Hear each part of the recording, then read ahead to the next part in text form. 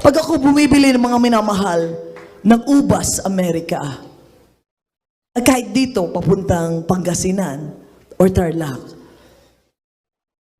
malapit sa Amoranto, maraming ubas. Malalaman mo pag galing to sa puno.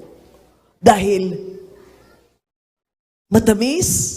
Everybody say amen. Matamis at malambot. Pero pag alam mo, matagal nang wala sa puno, matigas na, hindi malambot, maasim. Everybody say maasim. At nangangamoy. Pag totoo kang anak na malapay no nakakapit kay Kristo, ikaba'y malambot na bunga. Everybody say amen. Mabagong bunga, matamis na bunga ni Kristo. Everybody say amen. So you are the real witness, mga minamahal. Makikita mong punong-puno ka ng buhay na malapay noon. Dahil ikay mabait. Madaling magpatawad. Everybody say amen. Dahil pag hindi daw madaling magpatawad, sabihin matigas ang iyong puso, matagal ka nang nahulog sa puno.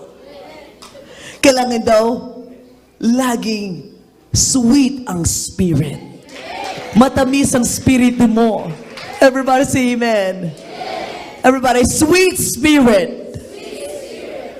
Your spirit. Sabi ng mga malapay noon, by your fruit, you shall know them. Sa bunga nila, malalaman mo kung sila'y nakakapit pa kay Kristo, if they're abiding or nahulog na sila matagal ng panahon. Dapat daw pala lahat tayo maging fruit inspector. Everybody say amen.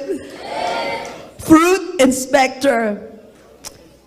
Hindi judgmental, mga minamahal. Nag-i-inspect. Dahil pag na-inspect mo, matigas-tigas na, ipanalangin para lumambot ang puso.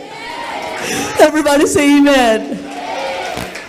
Dahil pag meron ka totoong pag-ibig sa mga Panginoon, like father, like children,